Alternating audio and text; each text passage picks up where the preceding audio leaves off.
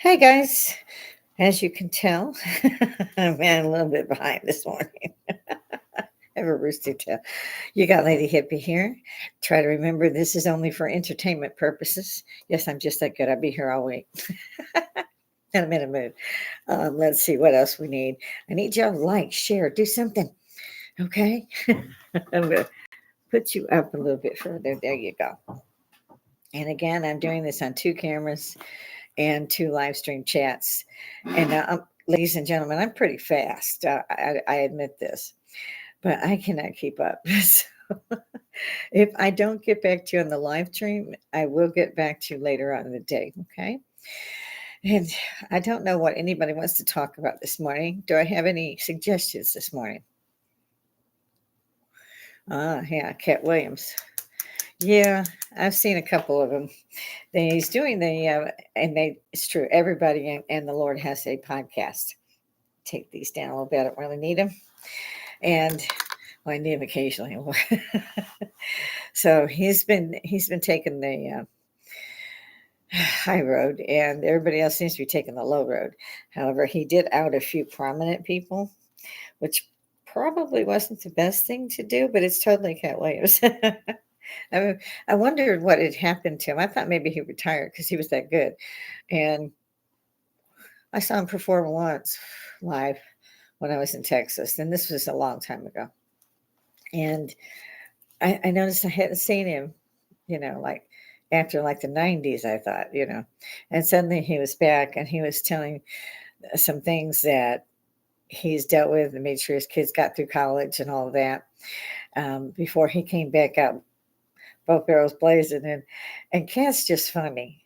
But I see so many people attacking him right now that I find that also hard to believe. Um, Another generous man like Keanu Williams, he gives back to his community. He does not forgive this, and he doesn't want to take the accolades for it. This is a true loving man. He's a very religious man. But like everybody else, me included, he's got a temper. And he should have a temper. There for years, he was being thrown in jail all the time. They were taking his children. Now, mind you, these are children he adopted. So, as an adoptee myself, this isn't good. Not good at all. You don't take people's children no matter what, unless they're in danger. And they were, of course, in no danger from their father. And he is not married. And doesn't. I don't believe intend to be. Just not going to give up that control. Don't blame him. So yeah, I'm kind of behind Cat here, trying to not make any assumptions. It's hard to do. But I watched the others that he mentioned, and no, I'm not going to mention names, so everybody can keep up with that for me in the comments if you have any.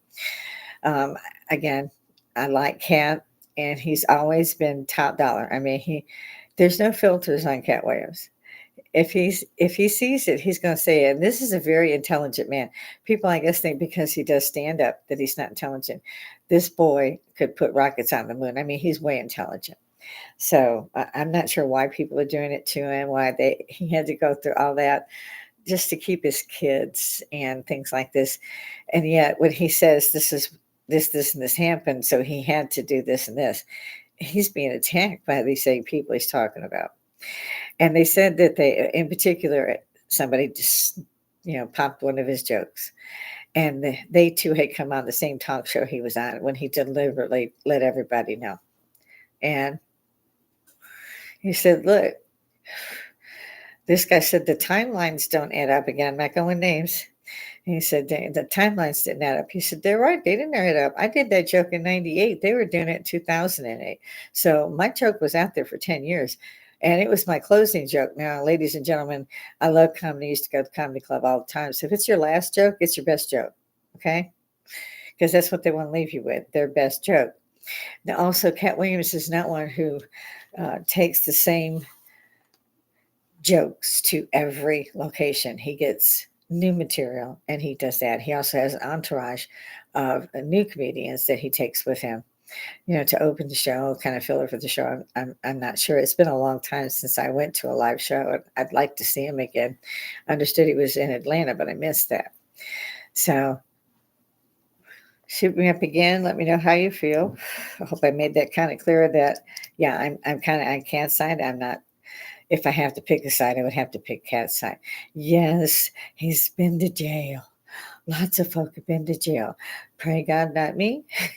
You never know, because at my age and red hair, run. Just don't even look back. Just run.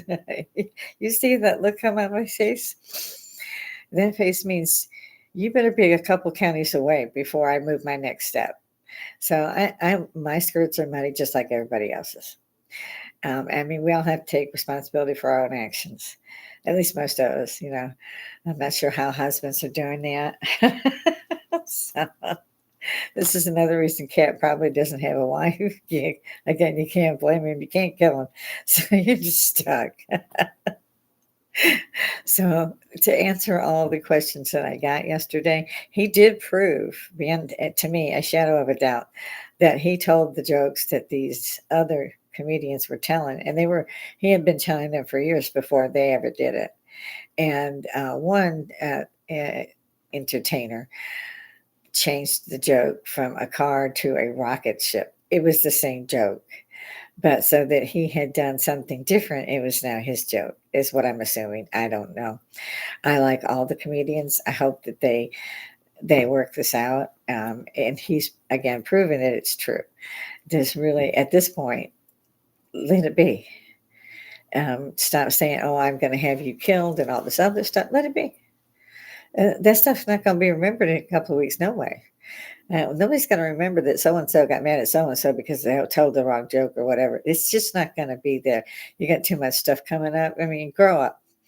Get the man a chance. He's just come back to the stage and he's been rich for years and he could afford to take that time off and get his kids to college. And these kids, again, are adopted. As an adoptee myself, hats off because I'm not good with kids. I never intended to have any, and I have my son, and he's a joy. He's an absolute joy. And in some ways, I was always sorry that I had left the army to keep him. They were sending me unaccompanied to Korea. You can't have any dependents with you in Korea. He had a no-show father, so there was no question of my handing him off to the father, who God knows what would have happened. So it was my child or my career, and I chose my child, of course. And then it was, run to two jobs in college trying to catch up because all of the office equipment would change like every 2 years, so and including the software. So you started out with these big white hunkers, and now you're on these little flat screens, and you can talk and everything else on them. When they first came out with webcams, you used to have to buy it separately and set it on top of your system, and now they're built in. Everything's it's amazing to me. My phone, I can do this on my phone. Well, they say I could. I used my phone as a phone. When it rings, I don't answer it. When I grew up, if the phone rang, there was 15 people running to that phone. There was a phone in the house. It was mounted on the wall. And so anybody and everybody was racing for the phone, mother included. I used to think that was her outing was before the kids. And I had my bedroom upstairs and I had a little annex next to it because I had a big desk typer on that because I practice, to be the best. At the time I started typing, it was a manual and you had to type 60 words a minute. Now, there are people today, even on the electric typewriters, that couldn't do 60 words a minute. If you cannot read 60 words a minute, you can't type it. So I've always been a reader. Read the Bible for fun because I was bored. I was watching baseball. So no TV there. The few things that we did get to see were the Harlem Globetrotters. We used to love that. We used to get peanut butter and celery that Mama would give us, and we could sit down on the floor and watch this. Carol Burnett, they let us watch that. They let us watch Dean Martin. The greats of the day. They did make time to let us kids get to see those. So, and I'm enjoying the fact that I've just gotten back into television because my husband is great and he takes care of all that stuff for me and my son. So when I have a chance, it's streaming, it's doing whatever I want, just like my equipment. I think I mentioned my regular laptop for just went to death screen immediately when I was trying to reset it. And my husband had bought me another one and had it delivered, and it was there the next morning. So I didn't do without my computer more than 12, 14 hours. Amazing. He always backs me up. He's really a great guy. And thank God he's supposed to be retired now, but we have to go back to work to get some rest because we still have the damage and the debris of the tree and the greenhouse out there because for one, it's just cold as it can be for Georgia. In the 20s for Georgia is very unusual. Even at this time of year, and January, February is kind of the cold months for Georgia, but it's usually like 50 degrees, which in the north they're sunbathing at 50 degrees. I know I was raised in Chicago. So hmm, if you found out it wasn't 20 below, honey, you was totally short on. It was. I'll be back. I remember being the McDonald's was built across the street from us. We lived on a corner house where we had bought a lot next to us as well. Dad was going to put a pony in, lots of um, things you have to go through to do that. Dad said, forget it. I don't blame him. And so we didn't have the pool, but then there was another street, and it was like a highway kind of street. But they didn't use that term back then, so I don't know what to call it. But it was a two-lane road anyway, in front of what would be the grocery stores and stuff like that. This was not a big town, even though we were in Chicago. We were in a suburb of Chicago. So um, this is what we had, just, so and they had an empty parking lot out on that side, and directly in front of our dining room windows we could see this, and they put a McDonald's up there. So I'm old enough to remember when they sold their first 1,000, then they sold first 100,000, then their first million, and then they quit putting the sign up. So, but I've seen some. Oops, there it goes. I lost. Oh, okay, we'll let that be there then because my earring just doesn't want to stay with me this morning. Yeah, so yeah, they were showing some tests made on that meat, and I haven't been able to eat McDonald's since. I'm not sure what it is, but it doesn't seem to biodegrade, if you know what I'm saying. So, you take regular meat, it does. And I saw a commercial where they were pulling it apart like a frost machine. It was, oh my God. I've never seen maggots in a machine. And I once worked at a Dairy Queen at night because I had my regular job during the day. And then in between that and the night shift, I had college for several hours. So I had to basically do 4 hours of sleep thing. And that's what I had. So this Dairy Queen I worked at, I always had that second, the last shift. So you had to tear all the machines down, empty everything, and do this, right?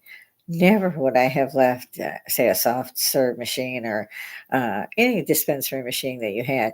They come apart. You can take all the stuff out, you wash it every day. So I don't know when they started not doing that, but it kind of put me off my Frosties because to me, Frosties taste just like the shakes used to in high school.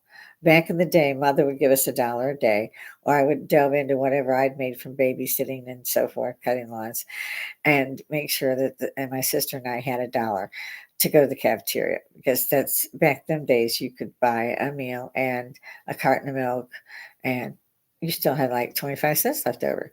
So on the way home, you could go ahead and stop in and get stuff. And it was even better when we could go into McDonald's because, this was like the first fast food restaurant indoors. And then Jack in the Box came up, and it came up closer to our school. So we used to go there for lunch because Mickey D's was a couple of miles down the road by my house. And as you can tell, we didn't use the bus a lot. And so I've seen some of this evolve, but in what I saw, I was, like I said, appalled. They have really set things by the wayside here. I hope when that was seen on that broadcast that several FDA uh, agents went and looked at all these machines because I miss my Frosties. It was for me, it was always the chocolate shake and usually the white powdered donuts. I did not get nutritious food. This is probably why I stayed so little.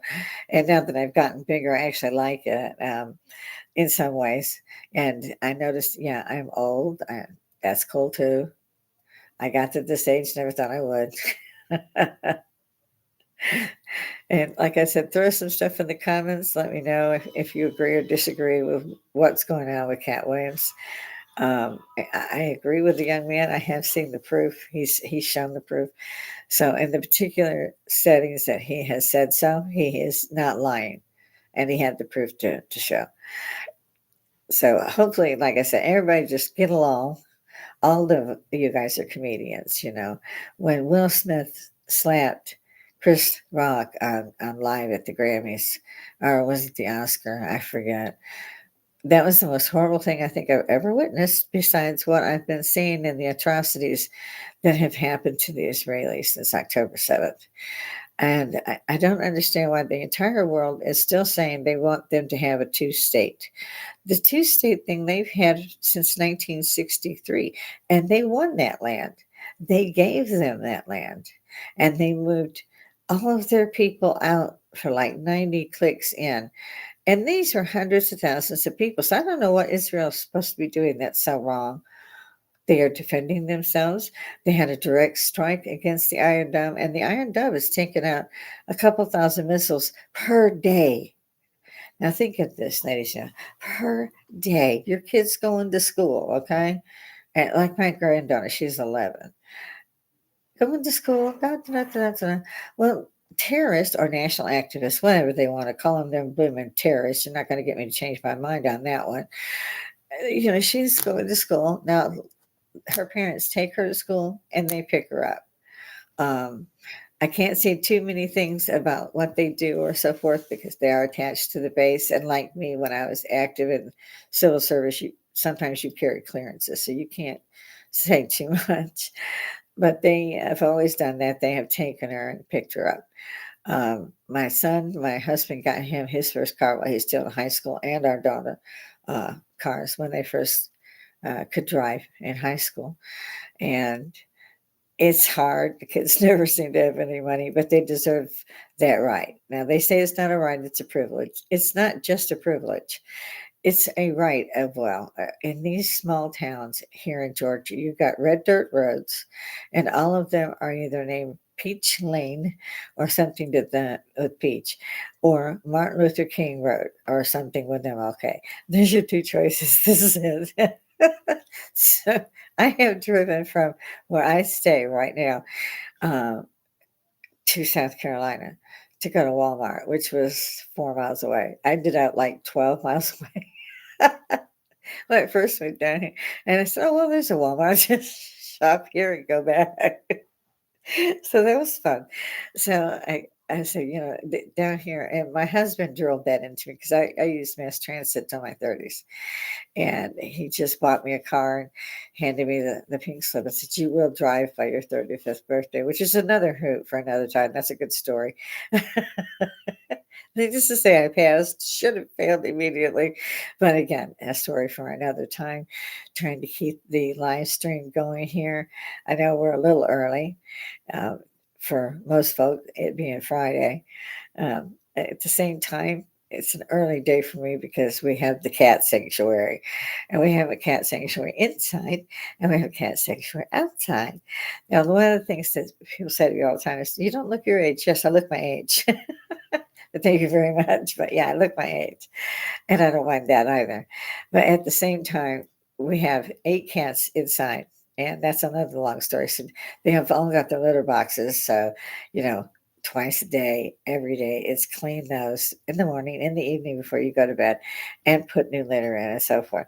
Which, believe it or not, and I did not understand that because we'd always had dogs and we'd always had sheltered dogs. And so I didn't realize after we lost our beautiful Smokey Bear, uh, we will see him again. But it's hard. It's like having your babies. I mean, they become your babies. And he used to say, "I love you" to Daddy all the time.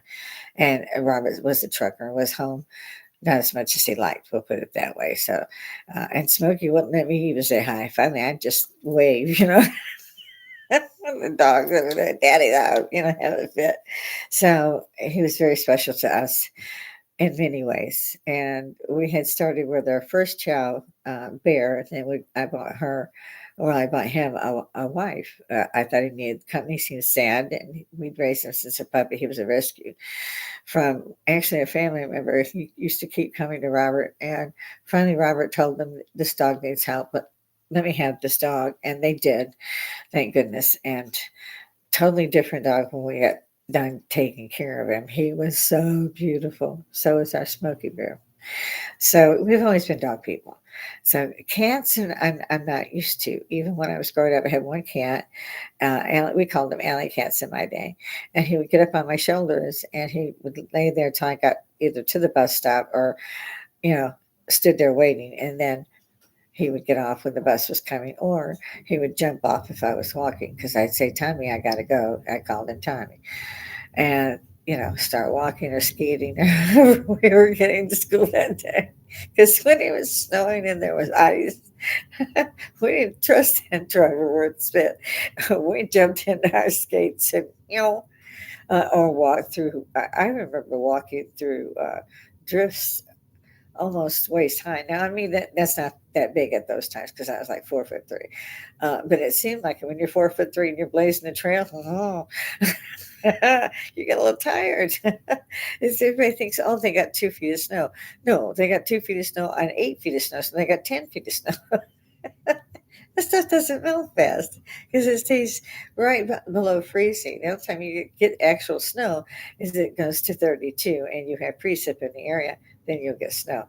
And depending on how much precip and how long it will hold, that 32 miles an hour or 32 degrees is how much snow you will get. You have lake effect snow, you have all kinds of different things. So, yeah, in the north, I wouldn't go back. I'm from Chicago as it is. I said, no, I can't go back. So we've got that one in the can.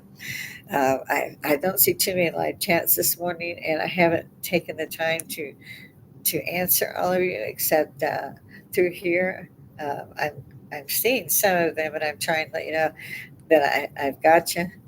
But some of it takes a little bit of research, and I wasn't going to be on that long this morning. So if I don't get back to you for a little bit, it's because I'm actually checking sources. The other thing I saw, besides there being a lot of podcasters, was they always use clips of somebody else's clips. And I could do this, but I don't feel right in taking things off YouTube and putting them on my channel to use to make my narrative or whatever. It seems it just kind of smacks of plagiarism to me. So y'all are stuck with me pretty much. Whatever you want to talk about, we'll talk about. And then you can go look it up if you'd like to see if I was right. And generally, I am. Not always, nobody's always right. But so this is why the format is just me talking to you as if you were sitting here. I will be having guests, but again, between weather and we think I can't breathe. We think that it's the plague. So my son and I went through that last week. They were real sick, and ours started actually at the beginning of this week. And I had just grabbed groceries and some cold medicine because I had heard that it was going to get chances of getting what they're calling an Omicron, which to me is just, I'm sorry, Chinese disease. I mean, Chinese, whatever you want to call it, it's the Chinese plague, is what. I don't know who did this and financed it so they could put out the first plague, but this is a whole new one. And the tragedy is it's hitting young children, very young children, and the very old. Neither side has an immunity. Now, I've been through this. This will be the fourth time. We have COVID tests here, and it's like our COVID test said, well, maybe a little. I'm like, we think so. So I had to cancel my ophthalmologist appointment, and if y'all might remember, since you followed me, I had artificial lenses installed in my eyes because they were too damaged to put my own iris back. I'm not going to get further into that except to say I woke up through the surgery with a scalpel here, somebody stitched in there, and they have you tied down. You can't scream. You got something in your mouth, and I can move a foot.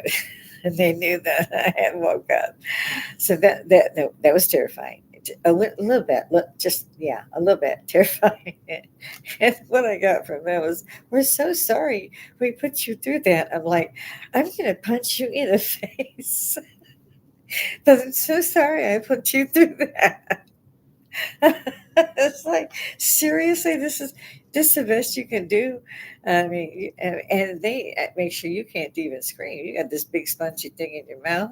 You got your hands closed over these two big spongy things, and they wrap tape over them so you can't let them go. You're held down, forehead, chin. I mean, eyes are open and stuck open. You you just can't move. And the other reason I think they saw that I was awake was because my eyes moved, and ordinarily they would not because it knocked you out, whatever. And they use, I think, a suction cup or something to pull the eye down and do what they're doing. So they were yelling, "We're getting the pain meds. We're getting the pain meds." I can't say anything, and I'm like, "But when I get off this table, run." I had had a procedure done the year before this, and it was the first time I'd had such a procedure, and they knock you out for it.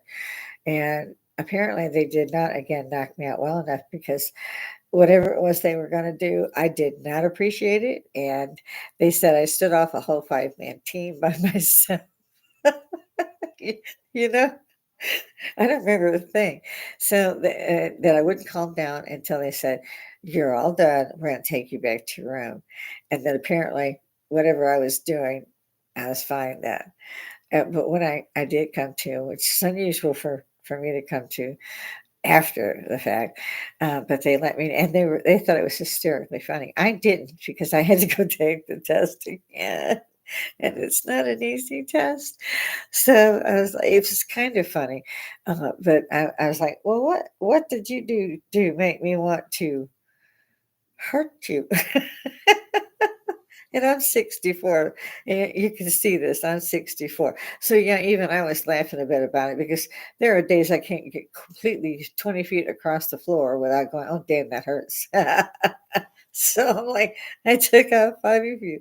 But I'm thinking to myself, that must have been pretty good stuff. So I must not have been feeling no pain because at 64, my back is a mess and all this stuff. So it was still funny. So when they had taken me the second time to do it, they were all like, "Are you gonna be okay? Don't hit me, right?" I was like, "If you do something I don't like, just make sure you run." I mean, I'm not gonna tell you I ain't gonna hit you because I don't remember what happened that time, so just run. Sometimes I have a really bad temper. Actually, most of the time I have a bad temper. Robert is like the calm to my storm. He always has been. I'm trying to get my boom to keep from echoing at me, which this is the one system that my husband bought me. I have a second system with just a stand up mic here for a guest that comes through. I'm still trying to, like I said, I will try to drop maybe a few videos as I go along here. I try to answer the chats as fast as I can, and I don't get too many today, so that's great. I'm sorry, I'm running kind of fast today. I'm trying to anyway. I had one of those again, the face thing I was doing it yesterday, and I only got 15 minutes on live stream, and I thought, well, people are not going to watch because the whole time I'm like sniffling can't talk. Um, I'm trying not to cough all over my new screen. So I did say I would try to keep this one down, and I can hear my voice is trying to go as we speak. So I need everybody to like, share, tickle the bell. Gives you a subscription to whenever I come on, you'll know. And I've been trying to come on live. Mm, coughing, excuse me. I find it's easier than doing the edits and then dropping them in. Uh, Apparently, live people seem to tend to uh, peruse the live videos more than they do the edited, just posted. And so I will try to get some of the others that I've already edited and post those on Facebook. Again, where are my Facebook friends? I mean, if I get a cut of 100, it's still not you guys. I know your names. Don't see my grandson say, "Hey, way to go, Grandma." Or for that matter, my son, tell him, "You better hit the like on this one because I know where he lives." He's afraid of me. He's a smart boy. I say boy. He's going on 45 just after me, and I'll be going 65. And my grandson will turn 25. There's 20 years difference between all three of us. And then I have my granddaughter who will be 12. And she's an August baby. She's a Leo where I'm a Virgo at the 25th. Robert's 28. So a lot of us have birthdays in August. And I haven't decided what I'm going to do yet about that. But I think it would be a real hoot to throw Robert's birthday party at the bar. I can move my equipment, you know, I don't know where, but I'll figure that out next. Again, we have so much going on here and we've not been well. So it's at our ages too. It's kind of difficult to get out there. And down in the South, you can't get the proper clothing. Robert got me fur-lined boots, but he got them for me online because you can't find that stuff down here. Um, he ordered my gloves. He ordered me a new coat. Oh no, the coat he bought at Burlington. I love it. It's a gray, fairly like to just below the knee length, and nice lining and a belt. But I use that for when I dress up more than I do like today. And if it's really cold, I'm still going to wear my gray one. I have 5 coats that are warm, but the new ones, you're going to pick the new one first. Because we've been noticed, or I have around here. It's like cheers, and I'm an old friend because when I walk in, it's hey, Wanda, do you need this? Or, you know, and my son, I've been there almost 10 years or more, and my grandson worked there before he went in the military when he became Army, and he had told him whenever you see Grandma, uh, make sure you take care of her because every time I came in, he was working there. He would run at me and grab me, introduce me to everybody, whoever was in there. So they remember that. And they're pretty good about it. They'll run over, they'll say hi. Do you have any, big packages or, stuff that you're going to get today? And sometimes I'll say, yeah, and take them down the cat food aisle because that's the bulk that we buy. And, they, we'll look for you to get to the register and they'll come to the register to make sure I don't have to pick it up or anything. And then they take it out to the car for me. So I'm very spoiled at my Walmart. I've thought twice of shopping somewhere else. And I don't know if I'll make it because I know all these guys in it. I know the whole way out. So it's just like 20 minutes and I got, $150 gone. But it's like gas. There was a joke that Cat Williams told it. It was absolutely funny. He said, I remember when gas wasn't $5. He said, hey, you put it in, you click the button, you had time to wash the window, you had time to walk around, kick the tires. He's so funny. It's still going. You're putting 20 in, and you've got time to do this. Talk to the guy at the other pump, walk over and say, oh, it's halfway done. So let's get the trash out of the car. And now you pull up, you hear the click, and then you hear the click again. You go, what? There's your $20. So you got to run in and pay for those drops. And I'll have the exact change and go, 2 drops on pump 11, bitch. And I'm like, oh, it's something to that effect. And I'm like, that's really true. I remember when $100, if you spent $100 for food, you had enough food, again, for like 2-3 weeks, maybe even a month. Nowadays, if you go to the store and with our running a sanctuary for cats as well, I'm actually, if I get as many viewers as I need, I'm going to put that up there. If anyone wants to donate to the food and upkeep, we would appreciate that. So far, I haven't opened that. I need to be at 1,000 viewers before I do. So, like I said, you spend $100 nowadays, you got 5 items. Back in the day, if you spent $100, you were a happy camper that you had $100 to spend grocery money on. Because Georgia has like 5 taxes. We didn't have those in Texas, and I always kind of went back to Texas. I might go to Germany for a while and come back via DC, work there for a while, and then end up back in. Well, I like San Antonio, so I would go back there. And that's where I married my husband. And I got married 34 years ago already. We can't believe that ourselves. We haven't killed each other, so we're doing good. I think he keeps the bullets locked up, except the few I have in my weapon that's next to me all the time. And yeah, I keep a weapon by me all the time. I walk out with a weapon of some type, taser, whatever is needed. And I still say that most people should be certified, at least the men. If the women don't want to, I think the women are the ones who need it more, say, than the men. But if you're in a situation where you're in a church, you're in a synagogue, you're in a grocery store, and somebody comes and starts killing people randomly because they're black, Jewish, whatever, but it's a racist crime, no doubt. And but you don't have to be a victim, and you can save a lot of others who would be a victim if you were armed yourself and prepared to use it. Um, my husband makes sure that I even have access to one that just paints you. I just got to look and the laser light, and shoot. Hey man, I'm painting you. I know exactly where that bullet's gonna go, so I don't even have to aim. Basically, also because of the glasses and surgery on my eyes, um, it's a. I love this thing. I mean, sure, you're not gonna miss it. Where you put that line on their butts, you're not gonna miss. You're just not going to. So yeah, I try to stay armed. Um, my son too has a carry permit. If you can do that, I think also teachers should be given free lessons on firearms, and they should buy firearms. Again, the lives they save may not just be their own; it could be 15 kids. We had a police presence at my school where I grew up. And I say school, this is like 25 buildings and underground, which was, believe it or not, our nuclear shelter. It was the size of a street, and it was about 8 feet high, and it went up under the street to the different buildings. It was wicked. So you could come from the showers, and if you wanted to smoke a cigarette, and I didn't smoke at the time, you could come through the tunnels, and your hair wouldn't freeze. It'd be cold, but your hair wouldn't freeze. You wouldn't be quite at that level. Me, I didn't smoke, and it was faster to get across campus.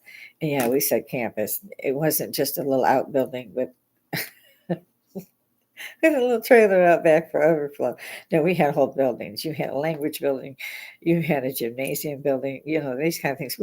We were archers, and we played tennis. We played fencing. We dodgeball was fun. Yeah, that was always the good one. Right in the face, and your eyes crossed, and you can't see anything for 4 days. So they don't do that anymore. They don't have art class. They don't have music class. They don't have home ec. They don't have wood shop. They don't have. They got basketball and football. Yeah, I don't know about y'all, but I'm thinking they're not going to go too far with that. Not all of them. There might be a couple of them that will, but then they had mechanics. Automotive features you could take. You could pick your own schedule, and we did. It was like college. You picked out what classes were available to you that you had to have, and then you picked what they called electives, which was like, gymnasium. I was a gymnast for about 6 years. Karate class I took on my own and paid for. Fencing, all that was free. I mean, and yet I came down here and I didn't realize even in my middle 30s that the education system was different everywhere else, because I thought the education system was the education system. Everybody went by the same playbook. Not so much. Not so much. And I mean, they're really bad here. An example being at my son's eighth grade graduation, the principal read Green Eggs and Ham and then started to dole out the diplomas. And it took 15 family members to wrestle me off of the bleachers. It was like 180 in there. No air conditioning. They put us in the basketball court. Didn't even leave the doors open. We were cooking up in there to begin with. And then when I heard this, I was not in a good mood. And then my red hair kind of goes and overrides me sometimes. So friends and family are shoving me out the door. Have a cigarette, calm down. Because I really wanted this woman by the throat to ask her why she put because we also had to buy the kids special outfits for their graduation. They didn't get a gown. Yeah, no gown, but they got to be matching, black and white, black and white. So you had to go buy new clothes for her to read Green Eggs and Ham. That was it. There was no valedictorian, none of that stuff. She read Green Eggs and Ham and started calling names. And they were wondering why I was trying to hurt her. Well, I mean, think about it. I mean, It's not rocket science. So then I realized at that point that, and we had just come back from Texas, that I had messed up because now my son was in this system, this school system, and he was really already educated enough to not even go to high school here.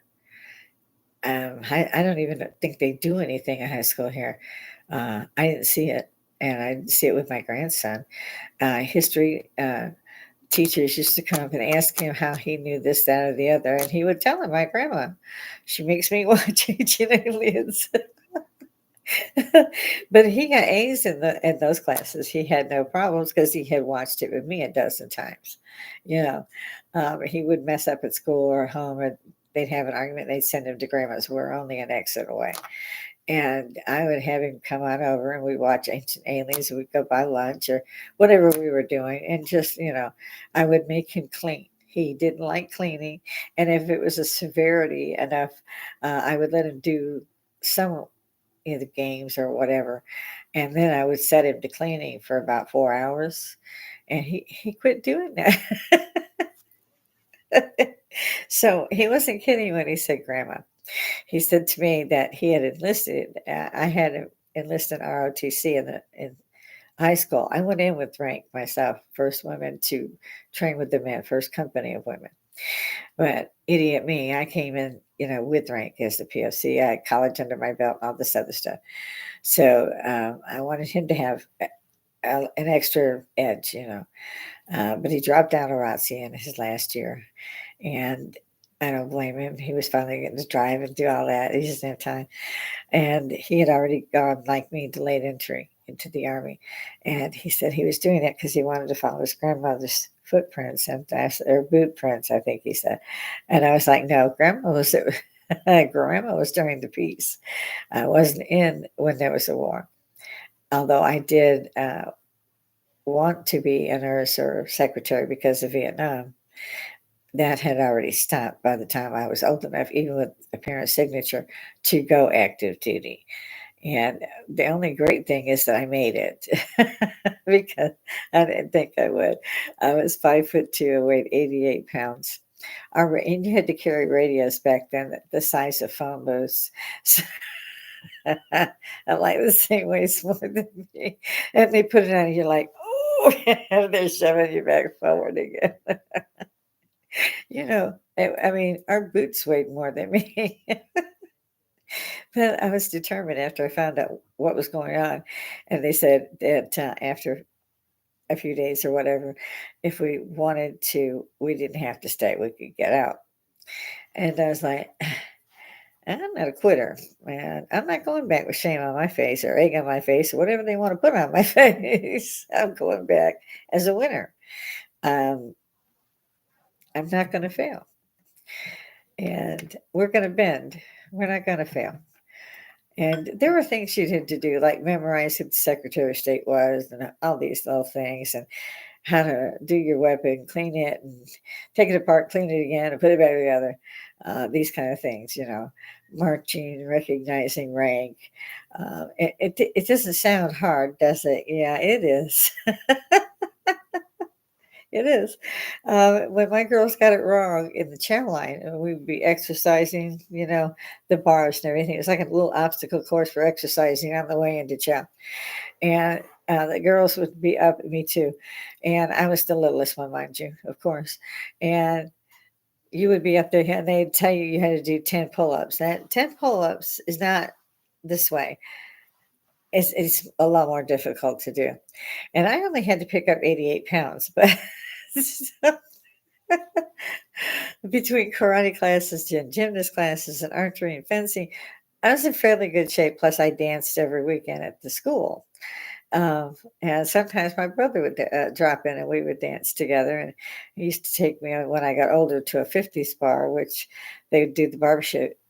Yeah, put you back in the barber chair and hold 4 or 5 bottles and pour all the stuff in your mouth. And then they would launch you. I mean, literally launch you onto the dance floor. And a blue Cadillac was the bar itself. I mean, they had taken a real Cadillac, and they had made it somehow into a bar. So you had to land on your feet, and each new person that came up there, they would start the next new song, and there were always 50 songs. And my brother was pretty much a 50s guy, you know. He was 13 years older, and my adopted brother. And his wife did not dance, period. And she wouldn't dance. And he missed it for a little while. As I grew older, he kept taking, whenever I flew in or came by, we'd end up at People's. It was called People's.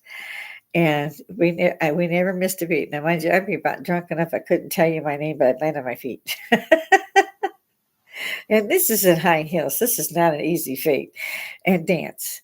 And many times, I mean, I'm not ashamed to say, we actually would clear a dance floor. We knew, Charles knew all of the 50s dances. And I was like the disco queen, you know. So I was constantly dancing uh, Latino style stuff like dirty dancing. And when I was, whatever station I was at, I would do that at the NCO clubs. We all danced. So I was in good shape when I hit boot camp and got lucky. And the girls only got me upset really one time. We got attacked on a 15-mile march, and these stupid threw their weapons down and climbed into trees. Like, them trees gonna help them out against them bullets. And I told them they had about 5 seconds to get down before they died by friendly fire, because I still had a weapon. And girls were falling out of trees left and right. It's like, "Are you idiots? I give you like," and I try. That made me very upset, you know, because you knew all the guys were laughing, and the Rangers were Vietnam Airborne Rangers. They're not laughing. They're going, "Oh, geez, how did we get into this?" You know, and this isn't early in training either. This is further in. This is a good 3 or 4 weeks into your training, and you're climbing a tree without your weapon. What are you, nuts? You know, start plane coming in away. So things were different. I mean, like I said, this was first company of women. The guys were pretty good though, and even admitted to us that they had trained us even harder because they wanted us to break and thought we would break. And the training became more intensive when we didn't break. And then they had, as one sergeant put it, you know, grudgingly give you our respect because you kept going. And we did attempt to break you, and we apologize for that, but you're to be congratulated because you didn't lose. You actually got our respect, and we just felt we owed you an apology. And that was, I think, the week before we would graduate. So it was good to know. The one good thing I did, a couple really, but that wasn't my main thing, was that I got to be in the first battalion and lived. Which was cute. They gave me the grenade and I gave it back, and they gave it back to me again. I had never left my mother's house. I got in a foster child, I think we were 7 or 8, and adopted at 9. I never went to anybody else's house. And there were no sleepovers. There was nobody sleeping over at my house. It was get up, go to school, get up, go to school, and whatever. Uh, if you went to anything, dances or whatever, you had to have chaperones. So usually my brother went. So I had no ideas of this. Lucky for me, too, my cousins had just come back from Nam before I went, and they showed me different, you know, push-ups, pull-ups. You know, some of it I knew anyway from uh, being a gymnast, but it's not easy. So I practiced and practiced and practiced before I went, and then I made the girls under me practice and practice so we could pass. I was like, "Come on, you girls. I know you girls can move in a march. I know you can sing cadence. We're girls. We dance. This is what we do. You can clean. There's not, you're not going to find a guy that cannot clean a woman. And if you are, I'm going to hurt the woman." So, you know, it was like, you can bend a little. I don't care, but you can't break. So they said that if we hadn't done that, that program would have been kicked back a couple of years at least. Mm. And again, my voice won't hold up. It doesn't look like.